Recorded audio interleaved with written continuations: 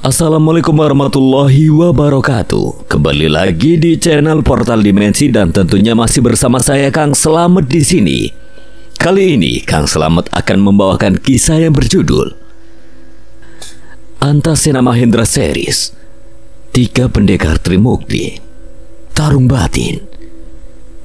Demi kehormatan, nyawa digadaikan dan batin dikorbankan.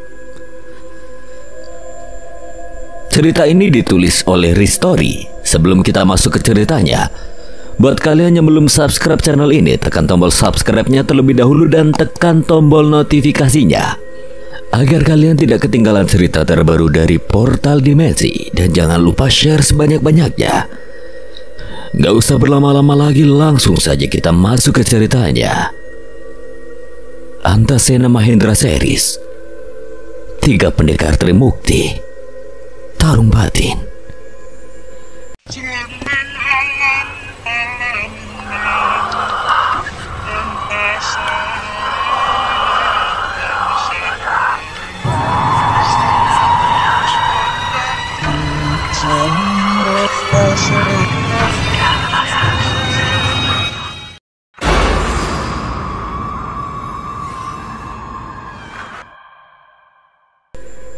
Di timur Pulau Jawa, berdiri sebuah bangunan besar berpagar bambu yang mulai lapuk dimakan waktu.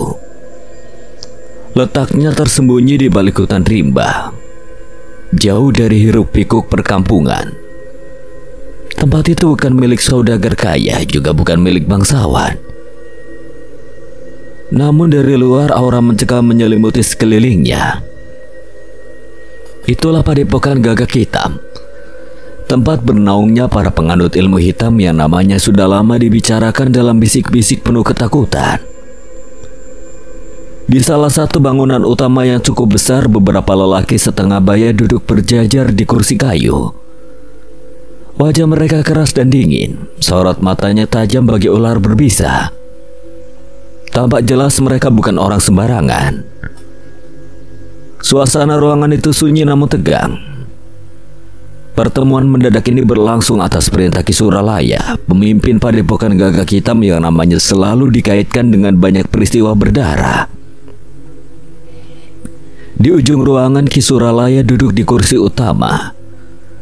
Tubuhnya kurus kering seperti dibakar dendam. Tatapannya menusuk tajam ke arah orang-orang yang kini duduk menghadapnya. Jadi apa yang sebenarnya hendak kau rencanakan, Suralaya? Tanya Ki Bajang, pemimpin Padepokan Giri Ulo dengan nada curiga. Tak biasanya kau mengundang kami semua seperti ini. Timbal Ki Jenggot dari perguruan Rawasetra, suaranya parau dan menggema di ruang beratap rumbia itu. Ki Suralaya bangkit perlahan, senyum kecil mengembang di wajahnya. Namun bukan senyum keakraban, lebih mirip sebagai penuh siasat. Sebelumnya aku ucapkan terima kasih kalian semua telah datang menemui undanganku. Ki Warseno dari perguruan Singolawu yang duduk tak jauh darinya mengerenyitkan dahi. Ada yang ganjil. Suralaya bukan tipe orang yang mudah mengucapkan terima kasih kecuali ada sesuatu yang sedang ia rancang. Suralaya berjalan pelan ke tengah ruangan, langkahnya berderap ringan, namun seperti mengguncang perasaan setiap orang yang hadir. Seperti yang kalian tahu, tradisi tarung batin akan kembali digelar, dan karena Padepokan Gagak Hitam memenangkan tarung batin tahun lalu, kini aku yang berhak menentukan jalannya. Seisi ruangan langsung diam. Wajah-wajah keras itu saling melirik, seolah memahami ke arah mana pembicaraan akan berlanjut. Ki Suralaya berhenti, lalu memandang satu persatu. Aku ingin mengajak kalian bekerja sama. Beberapa orang saling melempar pandang, bahkan Ki Jenggot sempat menyipitkan mata. Kerjasama apa maksudmu, Suralaya? Untuk mendapatkan pusaka keris jatiluhur. Seketika suasana berubah, dada-dada mendadak sesak, napas tercekat. Sorot mata mereka kini dipenuhi tanda tanya bercampur ketegangan. Keris Jatiluhur bukan pusaka sembarangan. Konon pusaka itu disegel oleh petapa sakti bernama Ingon Penjaga yang tak terlihat mata manusia. Banyak yang telah mencoba meraihnya, namun tak satu pun kembali dalam keadaan hidup. Hanya kematian yang jadi balasan. Kau sudah gila, Suralaya. Kau pikir mudah merebut keris itu? Murid-muridku bukan tumbal untuk permainanmu. Ki Suralaya mengangkat tangannya menenangkan. Aku paham kekhawatiran kalian, tapi kalian tak perlu takut. Aku tidak akan menjadikan murid-murid kalian sebagai korban. Itu kupastikan. Suasana ruangan besar itu masih menyisakan keheningan yang berat. Angin dari luar menyelinap lewat celah dinding bambu, membawa suara dedaunan yang berdesir lirih. Namun tak satu pun dari para tokoh perguruan itu bergeming. Satu mata kini tertuju pada Ki Suralaya yang berdiri di tengah ruangan. Dengan wajah tenang namun penuh rencana kelam, Ki Bajang menghela napas berat, lalu menyandarkan punggungnya pada kursi yang telah usang. Pandangannya tajam menembus mata Ki Suralaya, seakan hendak menyibak isi kepala. Suralaya, jika benar kau berniat memburu keris Jatiluhur, lalu apa yang akan kami dapatkan setelah semua ini berhasil? Pertanyaan itu membuat Ki Warseno, Ki Jenggot, dan tokoh-tokoh lain yang duduk di tempat itu ikut menajamkan pendengarannya. Tak ada satupun yang berani bersuara. Mereka tahu ini bukan tawaran biasa. Ki Suralaya menyunggingkan senyum tipis, tangannya perlahan-lahan bersedekap di dada, sementara matanya menyapu setiap wajah keras yang ada di hadapannya. Pertanyaan bagus, Ki Bajang. Dan tentu aku tidak sebodoh itu mengajak kalian bertaruh nyawa tanpa imbalan yang pantas. Ia mulai melangkah perlahan membelah ruangan. Jika pusaka itu berhasil kita miliki, maka setiap perguruan yang bergabung dalam rencana ini akan mendapatkan perlindungan khusus dari Padepokan Gagah Hitam. Tidak hanya itu, aku akan membagikan sebagian besar ilmu warisan leluhur kami pada kalian semua. Ilmu yang selama ini tidak pernah diajarkan pada orang luar. Para pemimpin perguruan saling berpandangan, beberapa alis mulai terangkat, sebagian lagi masih menyimpan ragu. Bayangkan jika kita bersatu, jika kita menjadi satu kekuatan besar, maka tidak ada satupun perguruan ilmu putih yang bisa menyentuh kita. Bahkan perguruan teratai putih atau jagat mukti pun akan berpikir 1000 kali sebelum mengusik kita. Tangan Ki Suralaya mengepal, suaranya perlahan meninggi, membangkitkan bara di dada yang mendengarnya. Kita akan jadi bayang-bayang kelam yang menaungi seluruh tanah Jawa ini. Dentuman kata-katanya seperti mengguncang isi ruangan. Namun justru setelah itu kembali muncul keheningan. Mereka tak buta pada kekuatan Gagah Hitam, tapi mereka juga tahu pusaka Jatiluhur bukanlah pusaka sembarangan. Dari sudut kiri terdengar suara serak dan berat Ki Warseno yang sejak tadi hanya memperhatikan kini angkat bicara.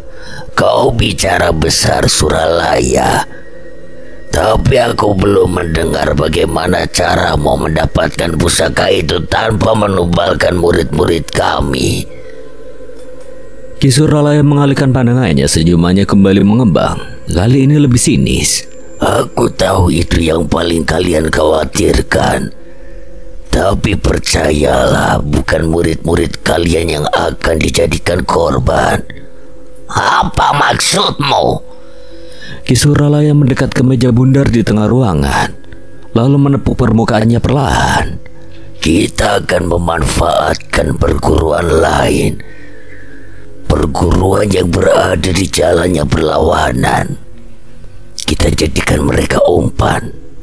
kita peralat mereka untuk mengalihkan perhatian Ingon penjaga pusaka itu. Wajah beberapa orang mulai berubah.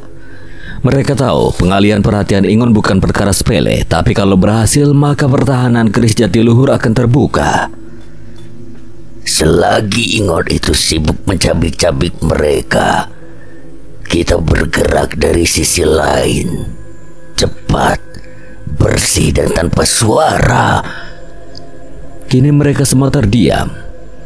Beratnya rencana itu mulai merayap ke kepala masing-masing, bukan hanya karena tipu muslihatnya, tapi juga karena rencana itu akan menjerumuskan perguruan-perguruan lain ke jurang maut.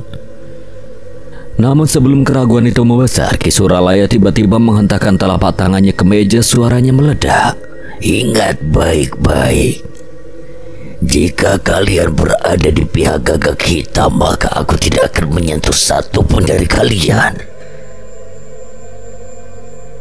Tidak, kalian tidak murid kalian aman. Ia memutar tubuhnya, menatap satu persatu dengan sorot mata menusuk. Tapi jika kalian menolak, jika kalian memilih tidak akan ikut serta, aku akan tetap menjalankan rencana ini. Dan jika dalam tarung batin tingkatan ketiga nanti, murid-murid kalian mati satu persatu, maka itu bukan tanggung jawabku. Ucapan itu menggema seperti palu godam menghantam jantung. Wajah Ki Bajang mengeras, Ki Warsena mencengkeram ujung kerisnya. Bahkan Ki Jenggot yang biasanya tenang pun mulai gelisah. Tak ada yang berbicara, suasana menjadi dingin dan menyesakan. Di luar sana suara burung hantu terdengar serak, menyambut malam yang menggantung penuh pertanda buruk. Dan di dalam ruangan itu, keputusan mulai terbentuk. Dalam diam yang menyimpan dendam dan ketakutan. Pagi masih enggan beranjak dari pelataran padepokan Jagat Mukti. Kabut tipis menyelimuti tanah basah, menggantung malas di sela-sela pohon randu tua yang berdiri kokoh seperti penjaga leluhur. Mentari belum benar-benar berani muncul, hanya bias cahayanya yang mengintip malu-malu dari balik pucuk langit timur. Suasana padepokan nyaris hening. Yang terdengar hanya tarikan napas panjang para murid muda yang tengah duduk bersila di halaman utama. Napas mereka lirih, tenang bagi desir embun jatuh menyentuh tanah pagi. 3 barisan melingkar setengah menghadap pendopo agung. Mata mereka terpejam, dada naik turun perlahan, mereka larut dalam tirakat pagi. Sebuah lelaku yang bukan sekedar kebiasaan, namun bagian dari darah daging setiap penghuni Jagat Mukti. Di barisan ketiga, Arya Sena duduk bersila bersama Joyo Suseno dan Arto Dinoto.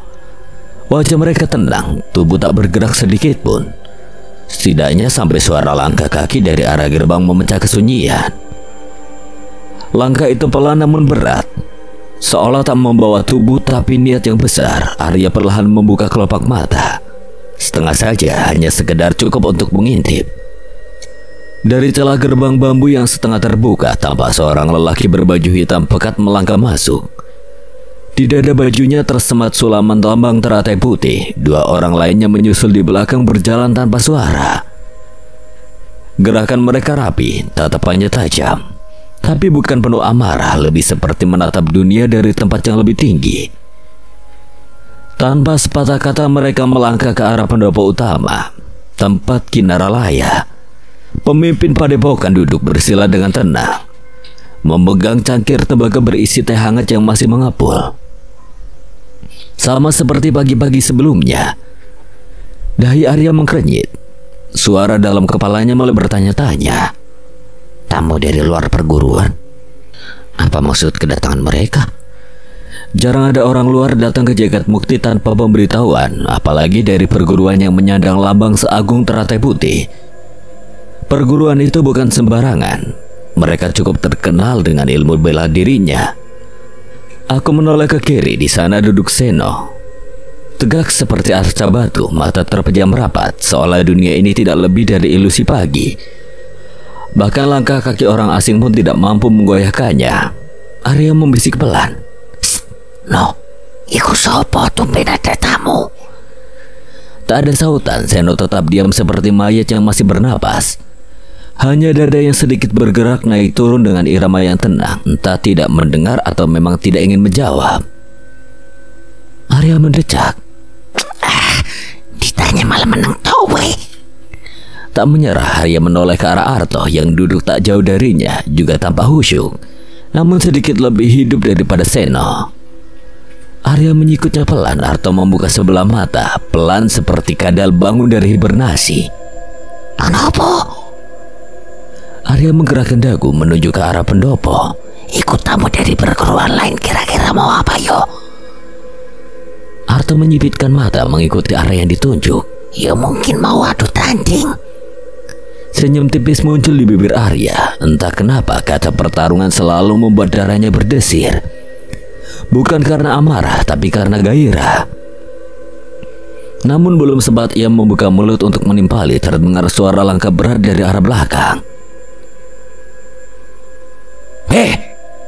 Aduh. Arya dan Arto meringis kesakitan. Tangan mereka serempak mengusap kepala yang baru saja dihantam telapak tangan berotot. Di belakang mereka berdiri tegap Mas Jatmi, salah satu pengampu tirakat pagi. Wajahnya masam, matanya menyala seperti menahan beban dua generasi dosa murid yang tidak pernah paham arti keheningan. Kenapa kalian malah ngobrol satu, Pak? Hardiknya tajam, suaranya dingin namun menggigit. Cukup untuk membuat beberapa murid lain yang duduk bersila menunduk takut-takut.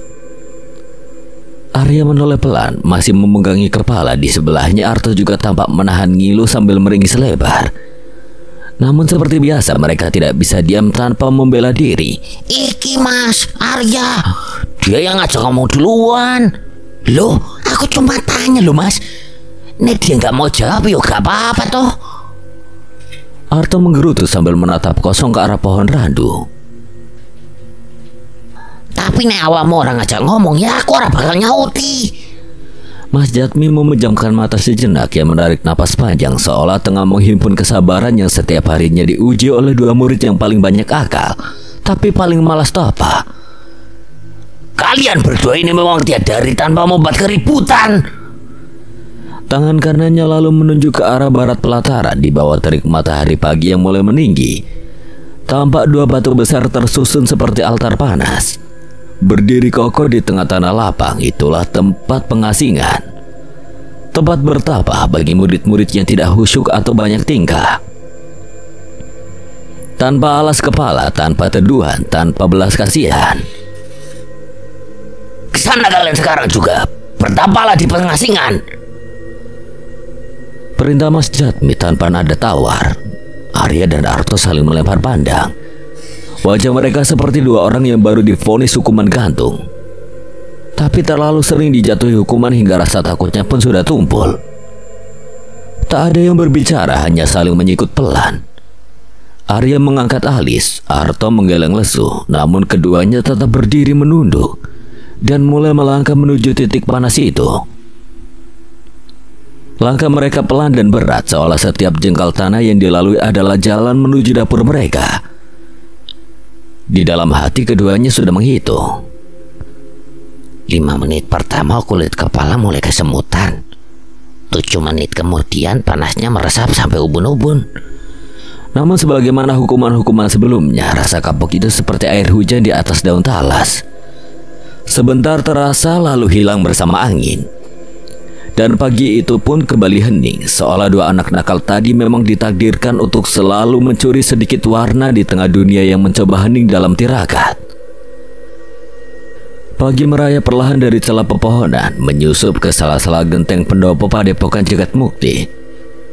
Cahaya mentari belum sepenuhnya benderang, tapi cukup untuk mengusir bayang kabut tipis yang menggantung rendah di atas tanah. Di sudut pendopo, Kinaralaya duduk bersila, sebuah cangkir tembaga kecil menggantung ringan di jemarinya yang kurus dan rentah. Wajahnya tampak tenang, namun dalam sorot matanya menyala kilasan-kilasan kenangan datang dan pergi. Seiring helaan napasnya yang pelan, di hadapannya duduk seorang lelaki berjubah hitam dengan sulaman lembaga teratai putih di dada. Rambutnya sebagian telah memutih, namun sorot matanya masih menyimpan ketajaman. Tajam seperti pusaka tua yang belum kehilangan bisa meski dimakan usia.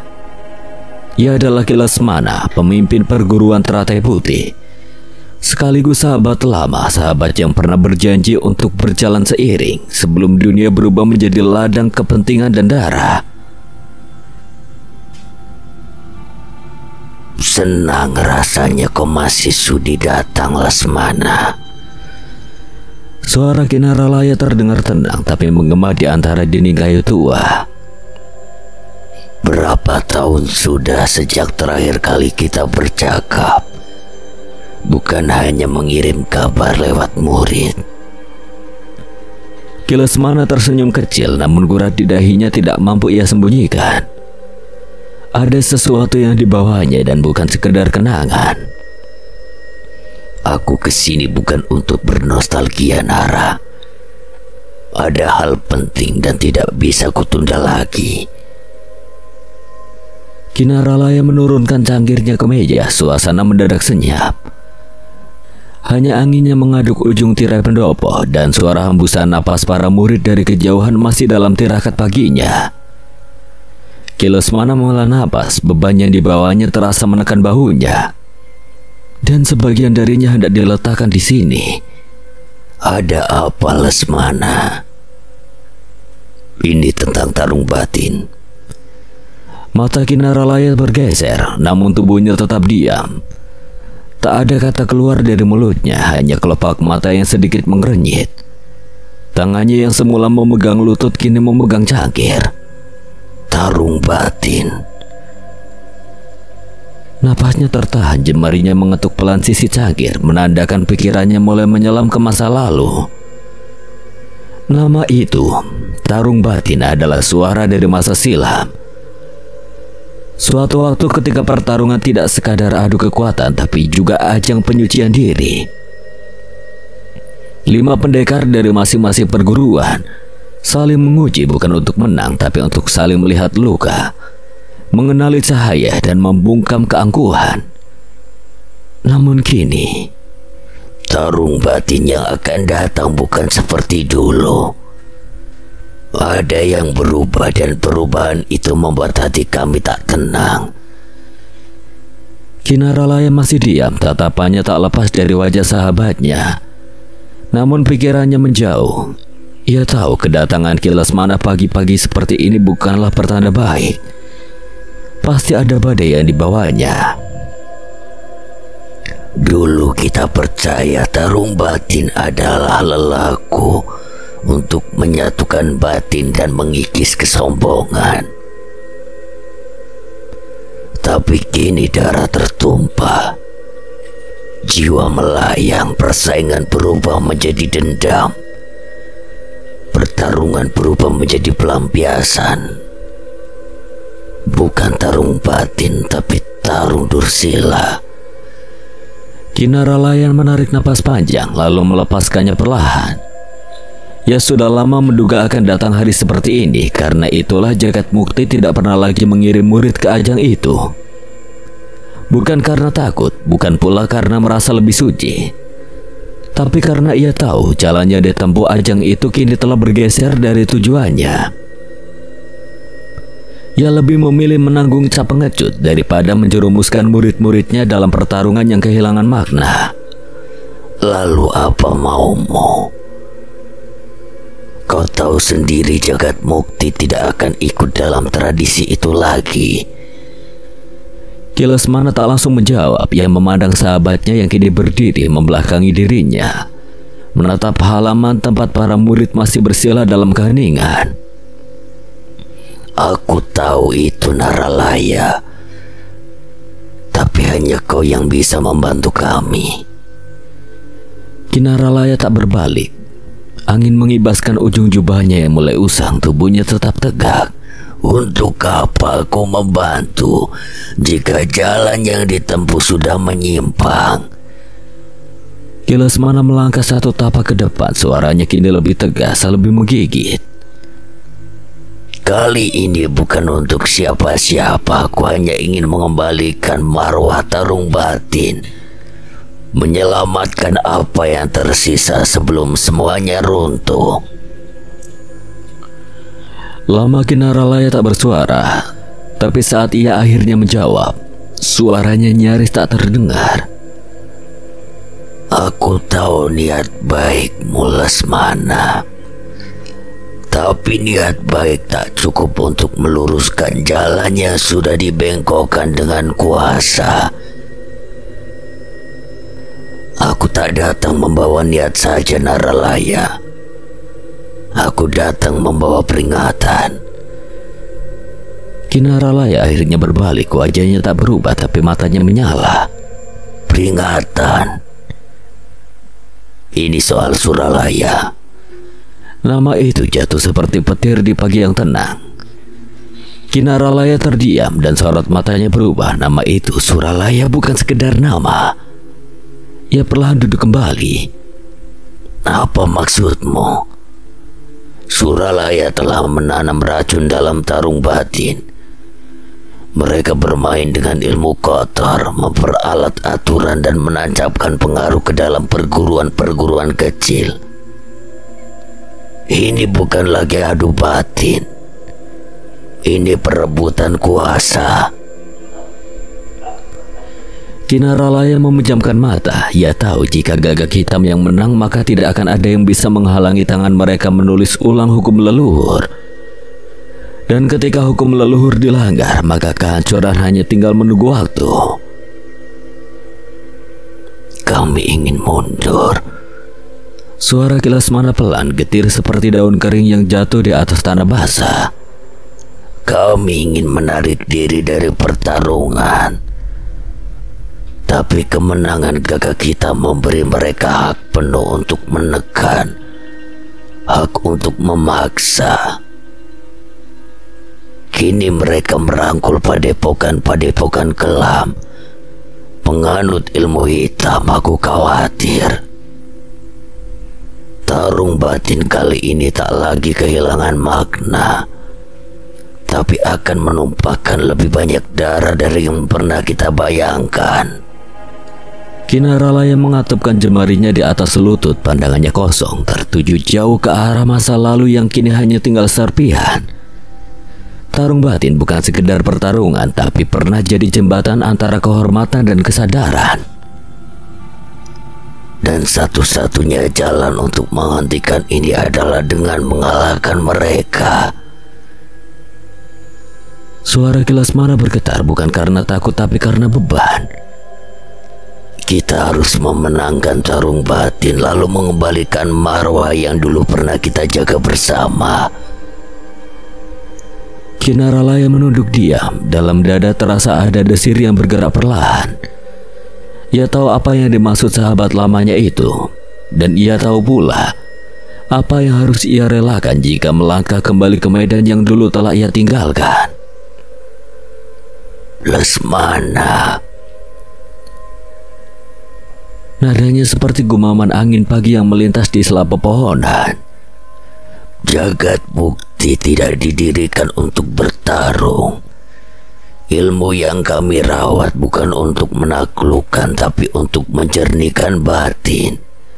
Membangun manusia bukan melahirkan pemenang. Kilasmana mengangguk, pandangannya teduh tapi memuat harap.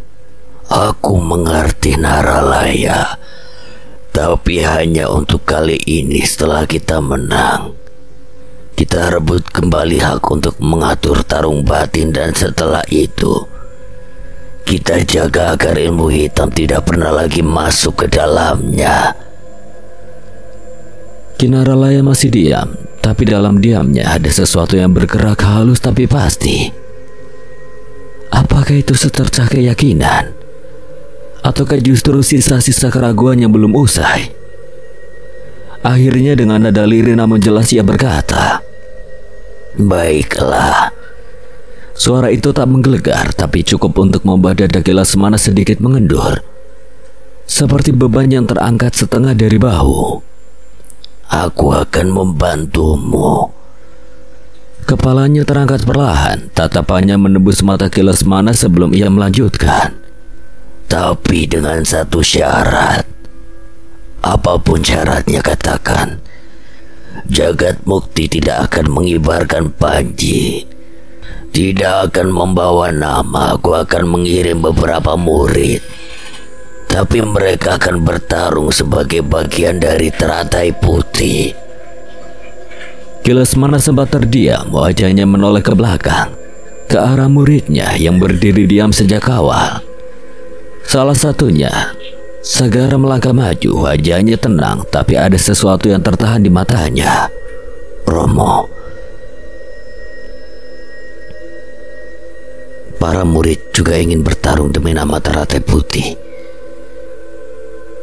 Jika mereka digantikan, para saudara seperguruan mungkin tidak akan bisa menerima itu. Ada luka dalam kalimat itu, bukan luka karena tidak dipercaya, tapi luka karena merasa tergantikan dalam medan yang harusnya mereka perjuangkan.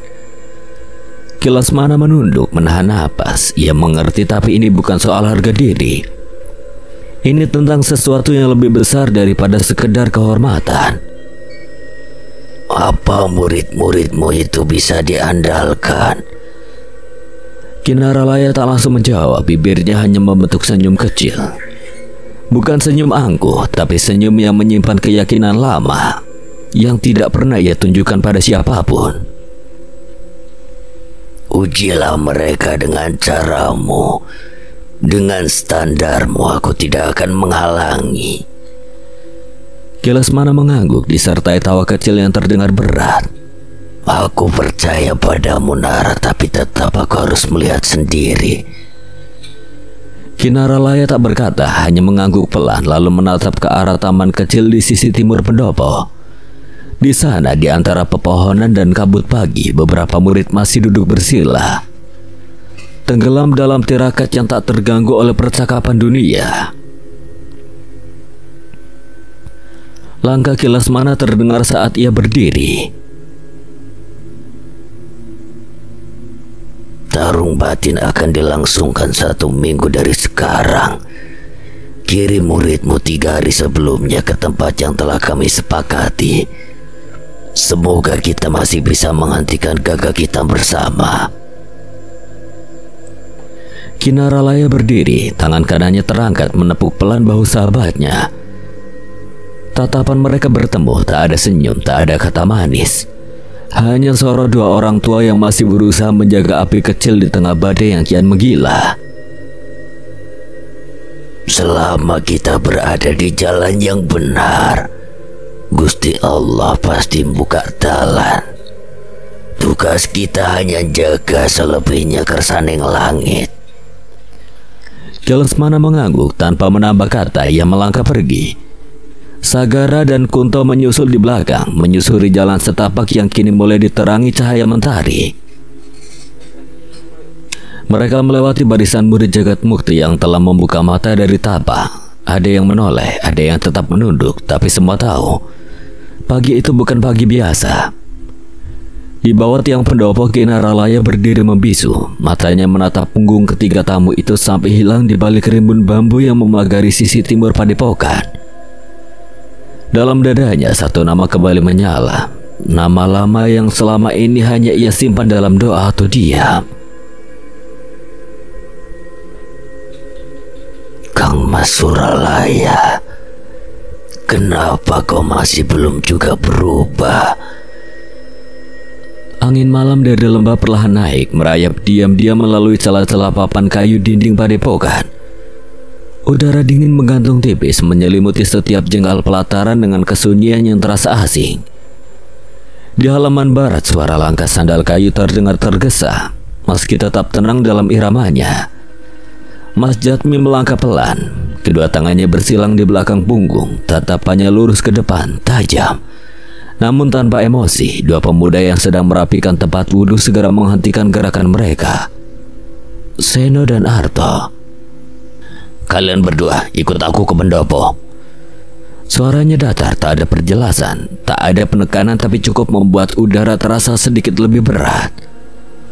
Seno melirik Arto, tidak seperti biasanya, tak ada gurauan yang keluar dari mulut mereka. Panggilan malam-malam begini jarang datang tanpa maksud yang besar. Ada apa ya? Apa kamu tadi bikin kesalahan? Weh, enak wae. Wah, aku bareng kamu terus dari sore. Bibir Arto tersenyum kecut, tapi tawa itu tidak naik ke mata. Ya wes, kita manut wae. Mungkin ada urusan penting, gumam Seno sambil mengeringkan tangannya dengan ujung lengan.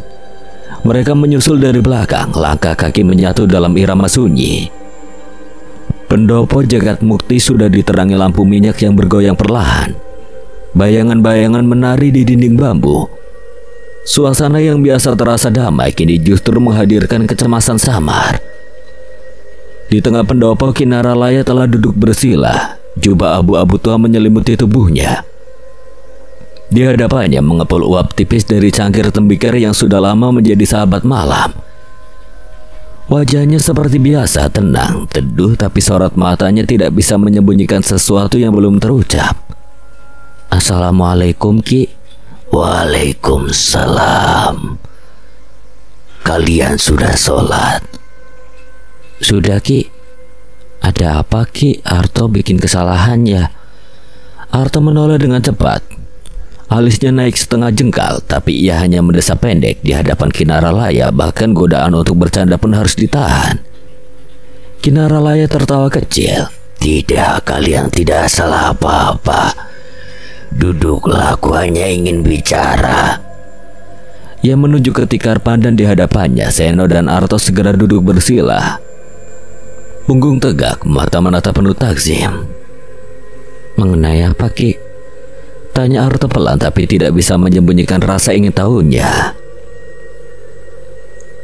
Tradisi lama yang mungkin belum pernah kalian jalani tapi pasti pernah kalian dengar. Tarung batin.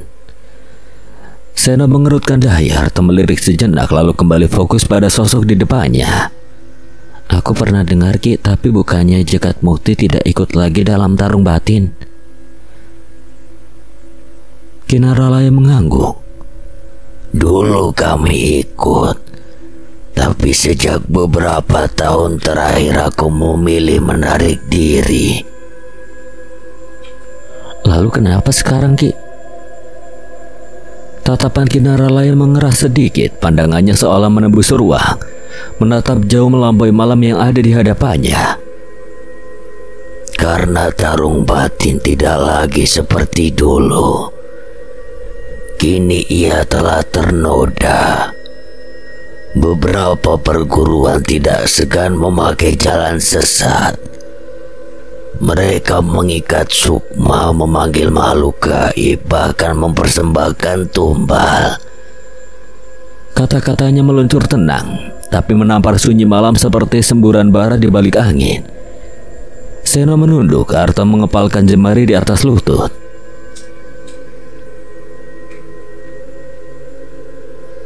Kilas mana ingin mengembalikan nilai-nilai yang hilang, tapi dia tidak bisa sendiri.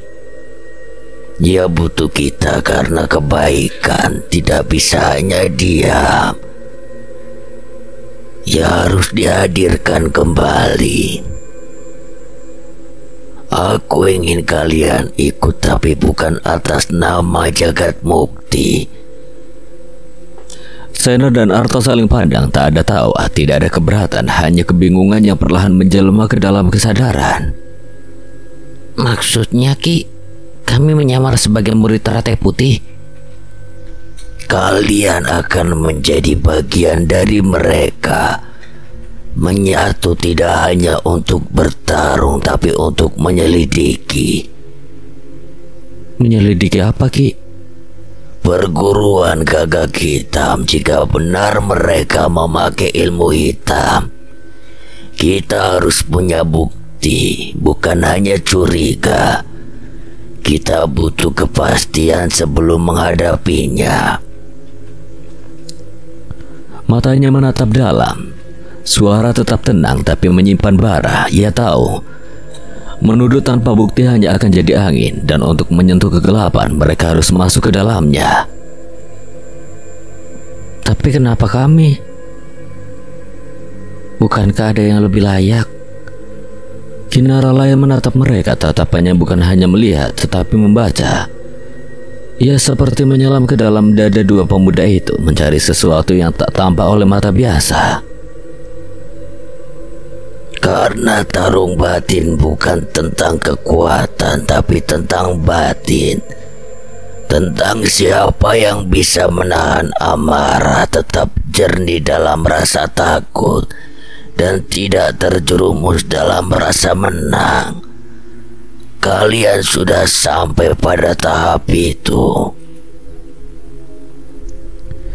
Tak ada kalimat yang lebih berat daripada sebuah kepercayaan, apalagi jika datang dari guru yang telah mereka anggap sebagai arah. Dalam hati ada gentar, tapi juga nyala kecil yang mulai menyala.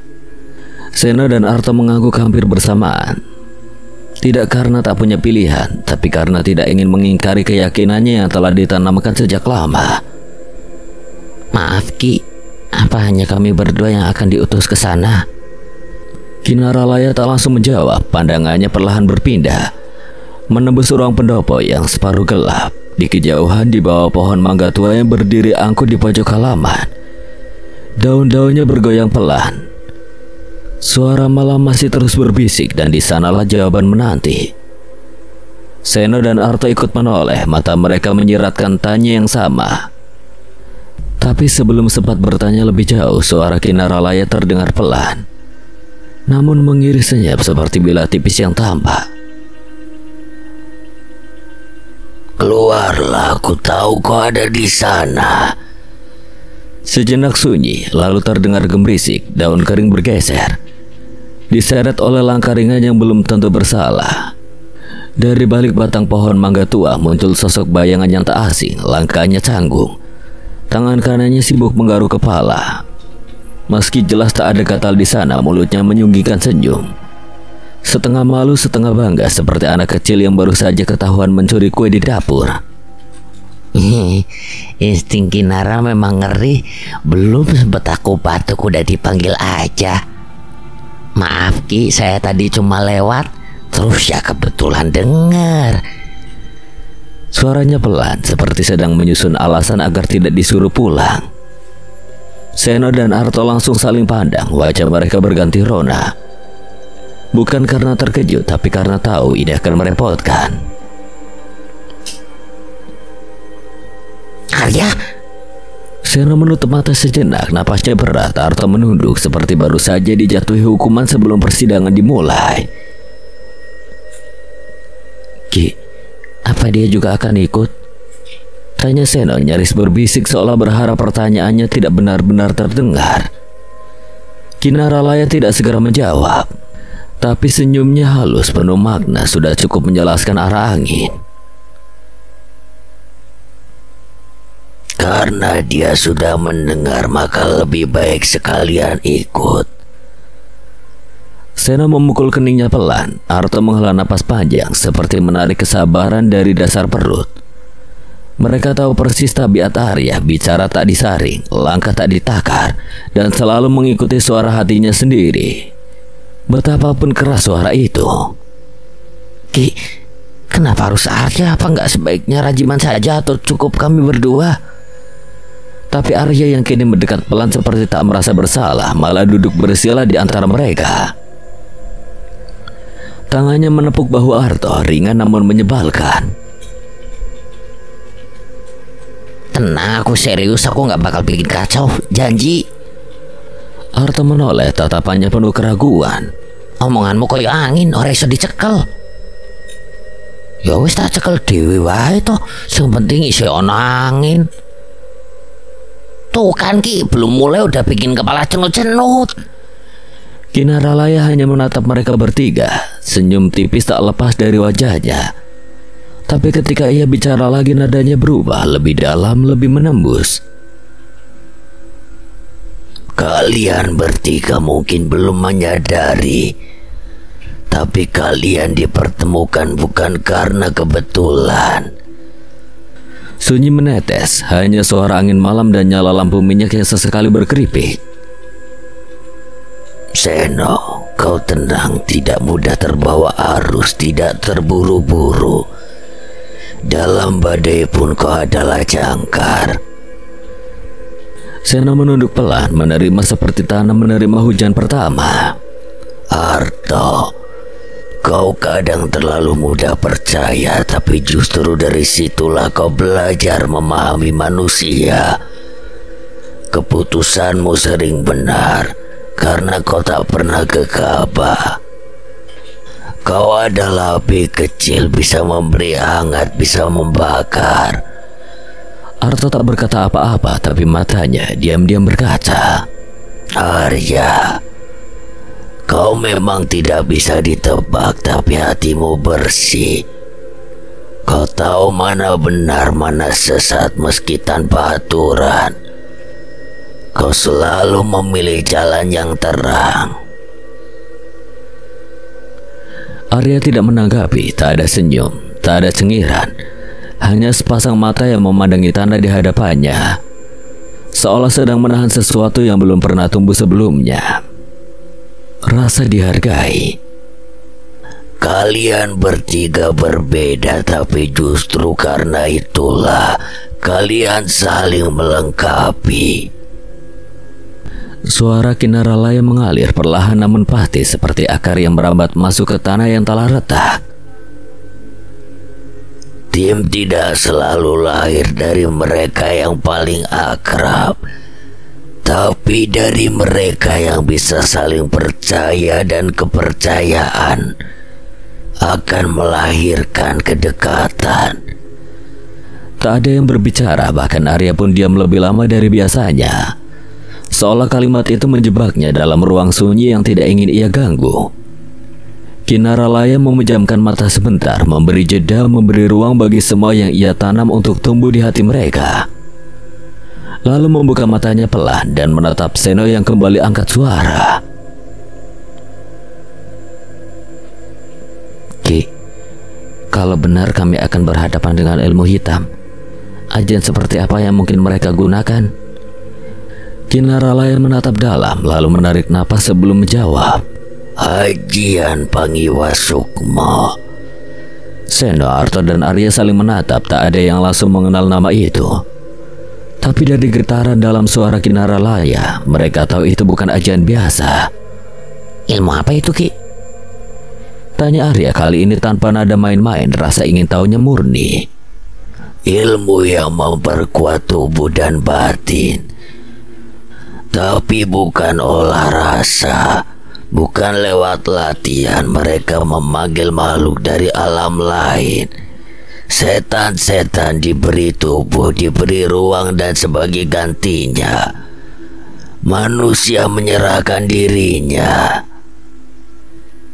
Tak ada satupun dari mereka yang bersuara, tapi wajah mereka berubah. Angin malam terasa lebih dingin. Bayang-bayang di dinding bambu tampak menari-nari seolah ikut mendengar. Mereka merasuki tubuh sendiri dengan makhluk-makhluk itu, Ki. Kinaralaya mengangguk. Dan kekuatan mereka akan meningkat melampaui batas manusia biasa. Daya Linue, kekebalan, kecepatan, bahkan indera keenam semua jadi tak wajar. Pengecut, bertarung pakai bantuan setan. Ilmu tidak pernah memilih jalan. Manusia yang menuntun kemana ia akan dibawa menuju terang atau tenggelam dalam kegelapan. Seno menelan ludah, lalu bertanya dengan nada yang lebih dalam. Kalau mereka benar memakai ajian itu, bagaimana kami melawannya? Setiap ajian gelap hanya bisa dilawan oleh cahaya, tapi bukan cahaya biasa. Harus seimbang, bukan hanya dalam doa, tapi juga dalam kebersihan batin.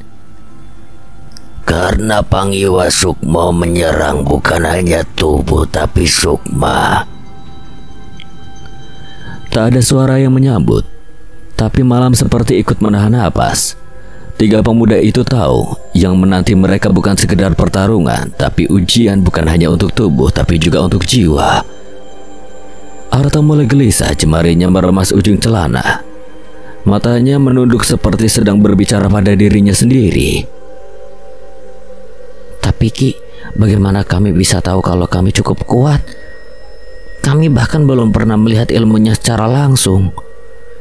Kinaralaya tak menjawab, ia hanya menatap Arta dengan tenang. Lalu tersenyum tipis, bukan senyum meremehkan, tapi seperti embun yang turun pada daun yang mulai kering.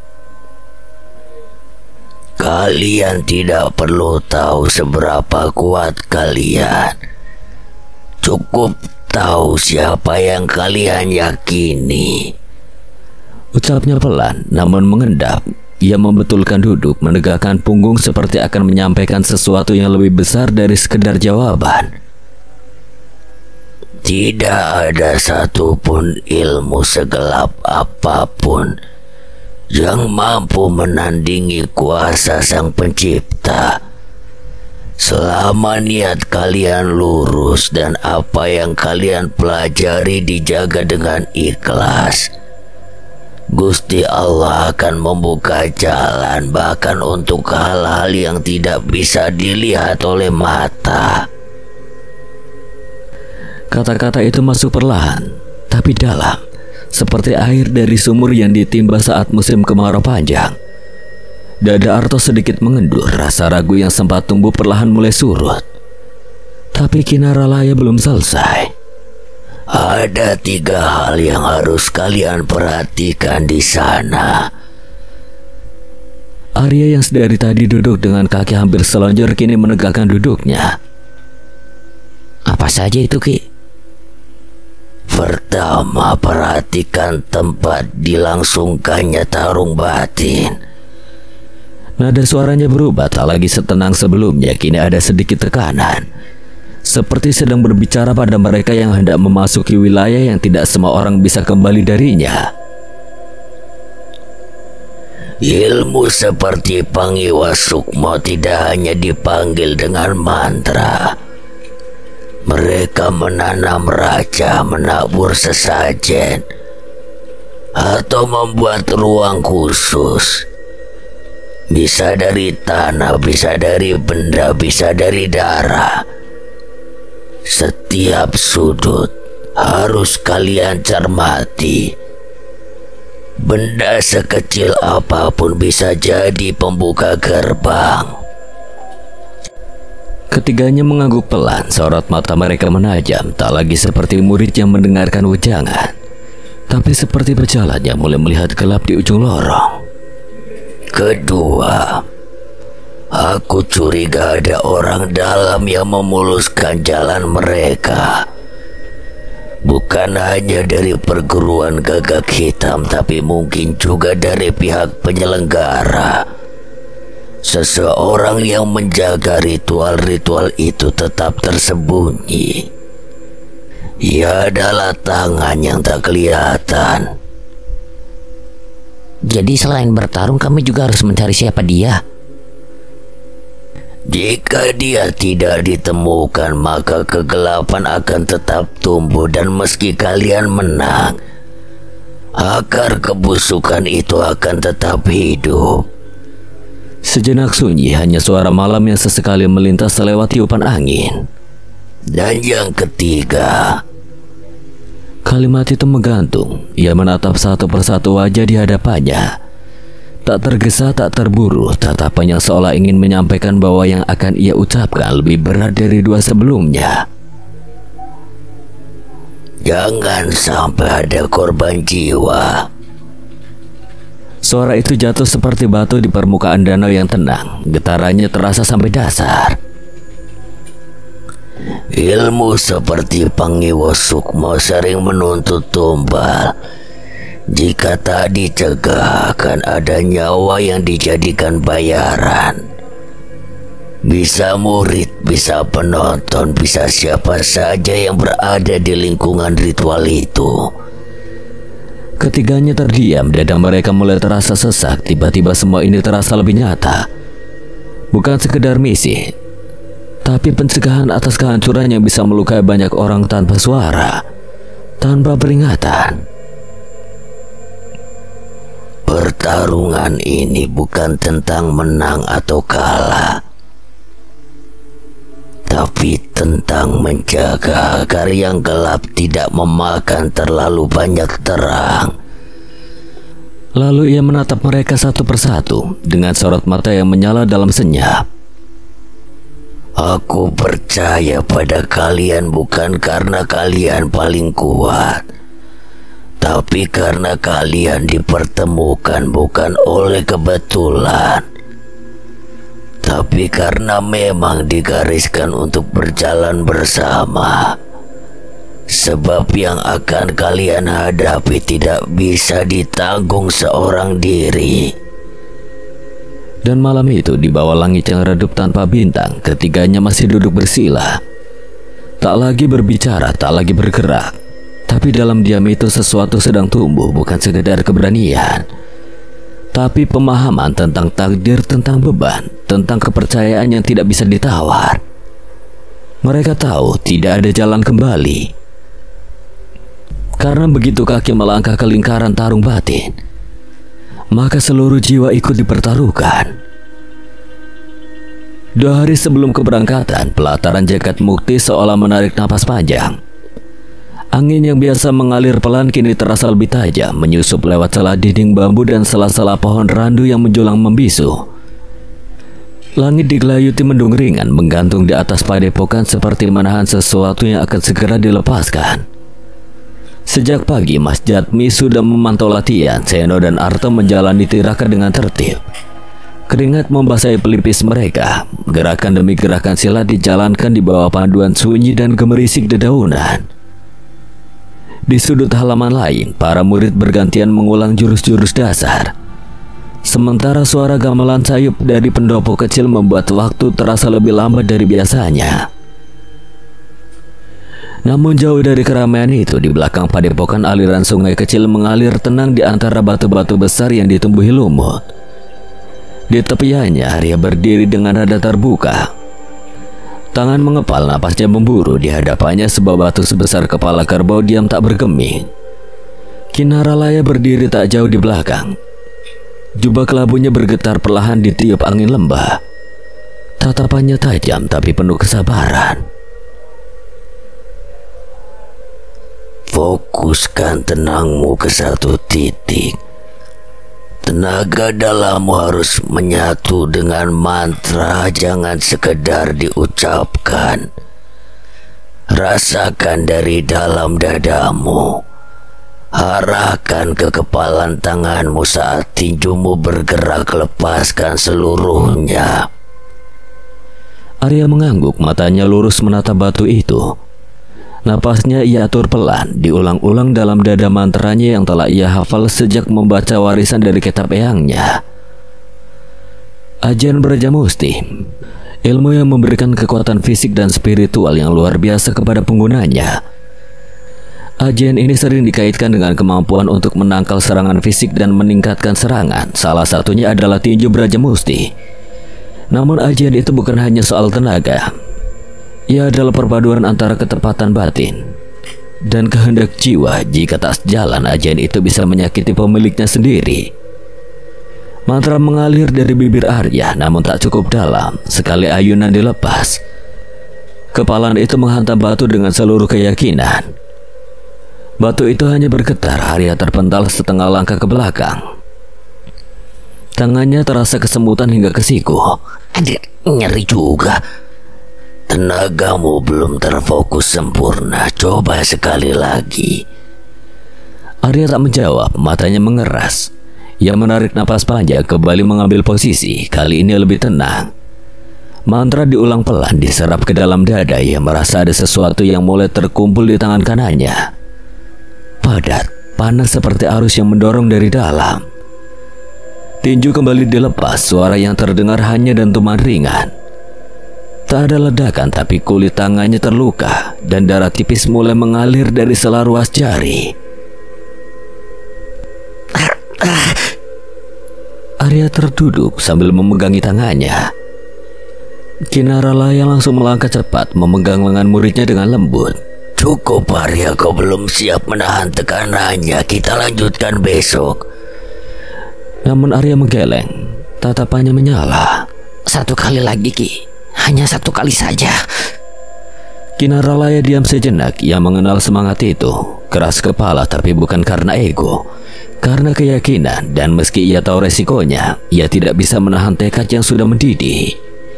Baiklah, tapi hanya satu kali.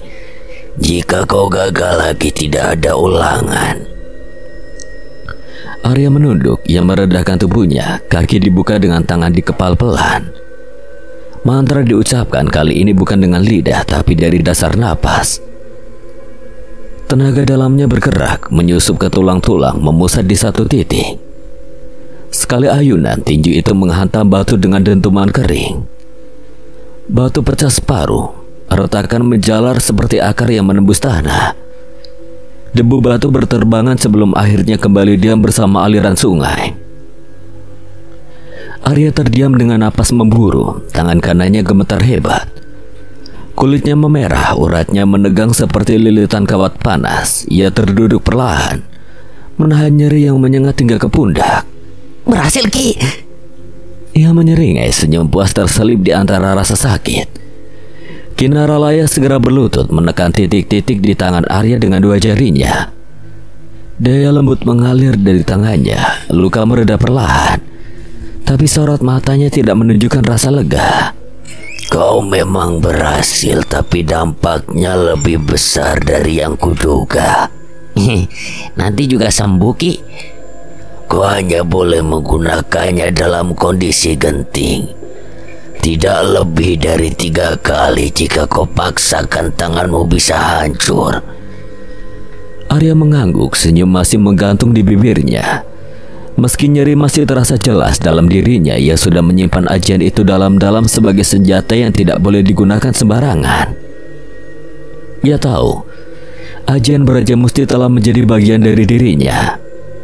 Kinaralaya memandangi wajah muridnya itu dengan cermat. Ada kekaguman tapi juga kekhawatiran. Fisik Arya belum sepenuhnya siap, tapi semangatnya terlalu besar untuk dibendung. Dan kadang semangat seperti itu bisa membakar dirinya sendiri. 2 hari berlalu seperti bayangannya melintas cepat di antara gerak pagi dan senja. Waktu terasa terlalu singkat untuk mematangkan segalanya, tapi tidak juga terlalu panjang untuk menumbuhkan keyakinan.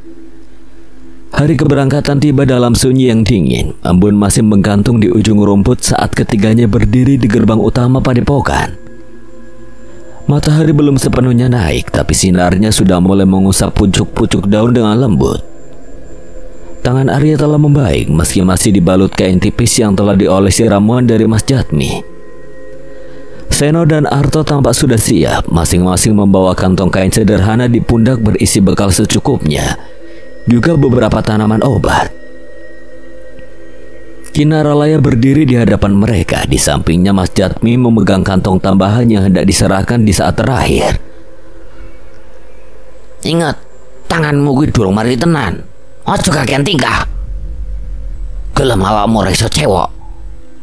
Suara Mas Jatmi memecah sunyi dengan nada khasnya yang setengah serius. Arya menyeringai, menggaruk kepalanya yang jelas-jelas tak gatal.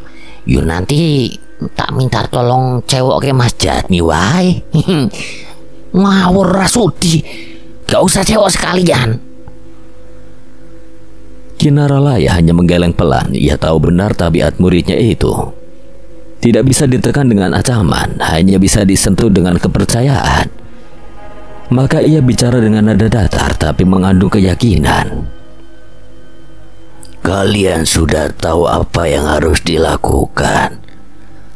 Arya, kau sudah tahu batasanmu. Jangan gunakan lebih dari 3 kali.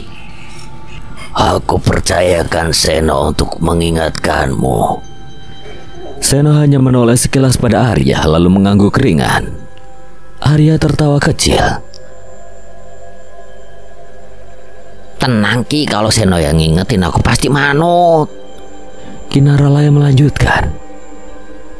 Perjalanan kalian menuju teratai putih bukan tanpa halangan. Mungkin ada yang mencoba menghentikan kalian sebelum tiba. Jangan mudah terpancing, hindari pertarungannya tidak perlu. Tujuan kalian lebih penting dari rasa ingin membalas. Arto menyelipkan tangan ke belakang, memutar bahunya sebentar lalu membetulkan tali selempang yang menggantung di bahu. Kalau aku dan Seno sih jelas manut karo Kinara, tapi bocah sembroliku ya empuh. Aja ngono toh, aku juga bisa dibilangin serius loh iki demi jagat mukti. Kinara Laya memandang lama, tak ada senyuman di wajahnya, hanya kedalaman yang tidak bisa ditawar. Kalian bertiga harus belajar saling percaya. Arya, dengarkan kata-kata temanmu, jangan hanya mengandalkan keyakinan sendiri. Dalam perjalanan seperti ini, kehendak pribadi bukan segalanya.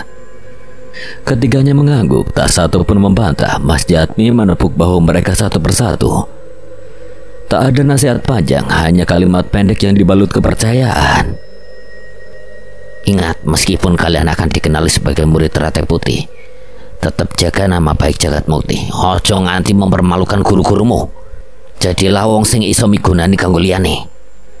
Kinara Laya melangkah mendekat, satu persatu ia elus kepala mereka seperti orang tua yang menitipkan harapan pada anak-anaknya. Bukan sebagai murid, tapi sebagai manusia yang akan membawa pesan dari tempat yang telah mendidik mereka sejak kecil. Berhati-hatilah. Aku percaya kalian bisa menyelesaikan ini bukan hanya dengan ilmu, tapi dengan hati yang bersih. Ucapan itu tak terdengar seperti perpisahan, tapi lebih seperti doa yang diselipkan ke dalam tas kain mereka. Tak terlihat tapi terasa menguatkan. Kalau begitu kami mohon pamit, Ki. Assalamualaikum. Suara Seno terdengar mantap, diikuti oleh Arya dan Arto yang juga menyalami guru mereka, lalu membungkuk dalam hormat.